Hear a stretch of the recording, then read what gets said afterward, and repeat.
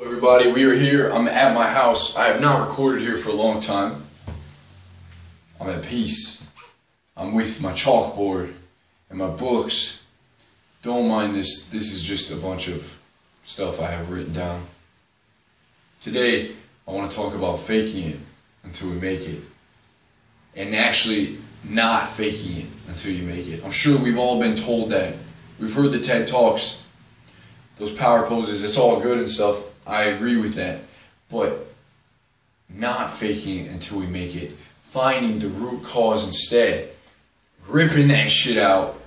The root cause. Cutting that off so we can move forward. Pulling it out like a bad tooth.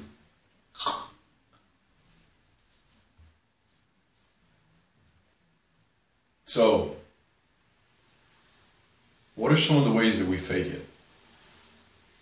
Alright, take a look at these Apple enthusiasts, the guys that line up for the release of the iPhone. They're camping out, barbecuing their fucking old iPhones. And what is the purpose of this, guys? Because we all want new things, right? We want the latest gadgets and the newest toys, the devices.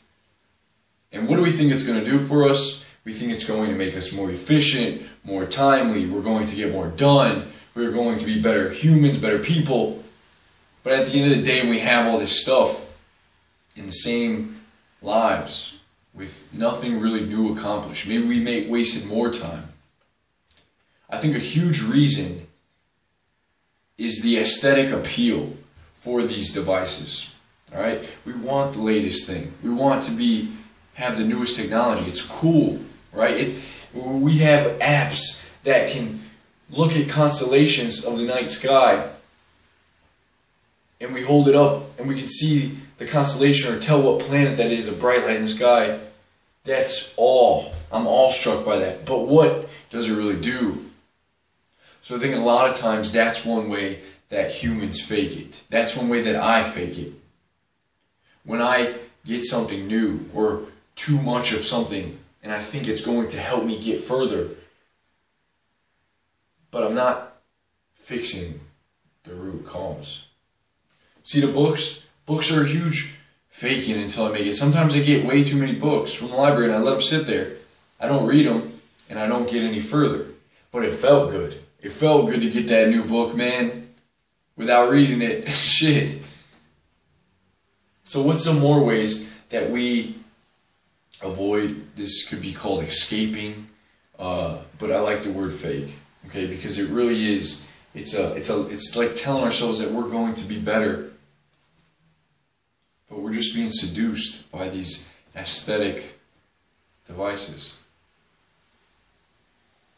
So, is that new car going to get you to work any quicker? Maybe, but probably we should give ourselves more time. Is this newest acne product by Proactiv going to give us better skin, or do we need to find what foods we're allergic to? Maybe it's whey, maybe it's the milk that we're drinking, we're lactose intolerant, we need to cut that off. You see what I'm saying?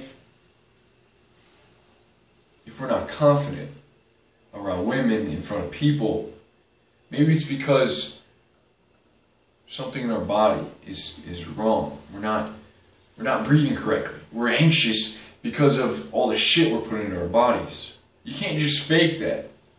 Some people say, Elijah, it's all about your DNA and genetics. You can't change that. I agree to some extent. But there are many things that we can change that our ignorance, if we were a little bit smarter, if we had a little bit more knowledge on what we're dealing with, could raise us up to this new level and get us out of this muck, this suffering that a lot of us go through. We don't have to fake it, guys.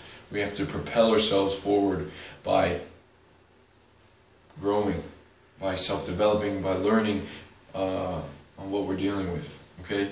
Many years, like I said, I didn't know. I was ignorant to the foods I was putting in my body, and this caused anxiety. It caused this inflammation. I couldn't breathe. I could literally feel, I can feel now when I eat junk food that I can't breathe correctly. Okay, I can't take full deep breaths. I'm restricted. I feel like I'm suffocating. I feel anxious. There's no amount of faking it that's going to help me be confident.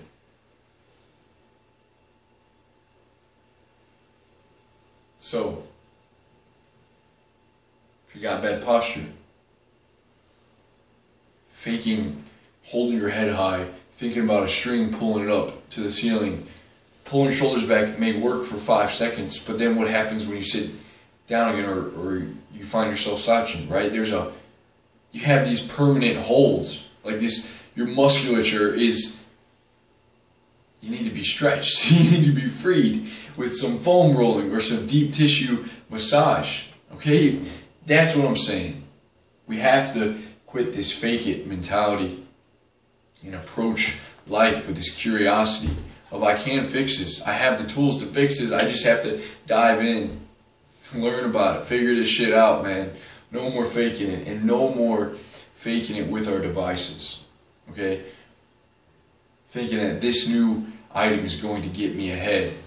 This new thing is going to make me more efficient. Adam Smith, in the book, How Adam Smith Can Change Your Life, this guy, 18th century, was talking about technology, saying that people will buy a new watch because theirs is maybe a minute or two off, and they'll buy this new watch that costs a lot of money for the aesthetic appeal, and they're no more timely the day or the week after, because that's not why they bought it. They didn't really buy it to be more timely. Are the things in our life that we consume and clutter our brain, our rooms, are they just frivolous utilities? Or are they really helping us propel us forward? Okay? Are they helping us to become the men we want to become? Dive in with me, guys. No more faking until we make it. Rip that shit. Cut it from the roots. I will see you soon.